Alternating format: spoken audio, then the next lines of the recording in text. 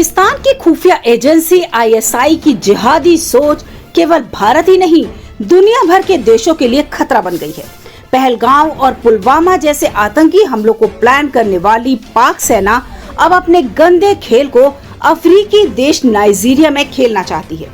ऐसा दावा हम नहीं कर रहे, बल्कि खुद नाइजीरिया की सेना की तरफ से 4 पाकिस्तानी नागरिकों को अरेस्ट कर यह बात कही गई है।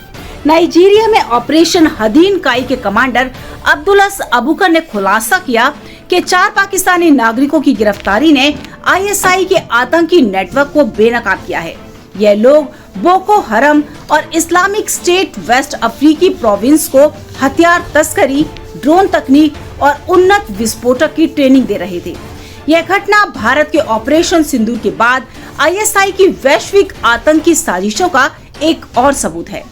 केवल भारत ही नहीं, दुनिया भर के देश इससे प्रभावित हैं। ऑपरेशन सिंदूर में भारतीय सेना ने पाकिस्तान और पीओके में आतंकी ठिकानों को नष्ट कर जैश ए मोहम्मद और लश्कर तैयबा को भारी नुकसान पहुंचाया। इस कार्रवाई में 100 से भी ज्यादा आतंकी मारे गए। मसूर अजहर के परिवार के कई सदस्य भी भारतीय एक्शन में मारे गए। यह हमला पहलगाम आतंकी हमले का जवाब था, जिसे आईएसआई ने प्रायोजित किया था। नाइजीरिया में पाकिस्तानी नागरिकों की गतिविधियां आईएसआई की जिहादी मानसिकता को दर्शाती हैं, जो कि सीमाओं को पार कर आतंकवाद को बढ़ावा दे रही हैं। पाकिस्तान की खुफिया एजेंसी आईएसआई की रणनीति आतंकी समूहों को ट्रेनिंग, हथियार और वित्तीय सहायता प्रदान करने पर आधारित है। नाइजीरिया में पाकिस्तानी भाड़े के लड़कों ने आतंकियों को ड्रोन और एलईडी की उन्नत तकनीकें सिखाई। इससे नाइजीरियाई सेना को भारी नुकसान हुआ। भारत में भी आईएसआई ने एलईटी और जेईएम के जरिए 2008 के मुंबई हमले और 2019 के पुलवामा हमले जैसे कृत्य करवाए। दोनों ही देशों में आईएसआई की भूमिका आतंकवाद को राज्य प्रायोजित हथियार के रूप में उजागर करती है। दुनिया भर में आतंक फैला रहा है पाकिस्तान।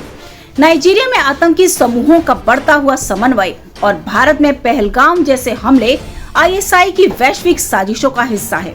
पाकिस्तान ने ऑपरेशन सिंदूर के बाद झूठे प्रचार के लिए चीन और तुर्की का सहारा लिया, जो नाइजीरिया में भी क्षेत्रीय अस्थिरता को बढ़ा रहा है। भारत और नाइजीरिया को इस खतरे से निपटने के लिए खुफिया सहयोग, सीमा पार निगरानी और कूटनीतिक दबाव बढ़ाना होगा। तमाम बड़ी खबरों के लिए बने रहिए किन्नी टाइम्स के साथ। वीडियो को लाइक करें, चैनल को सब्सक्राइब करना ना भूलें।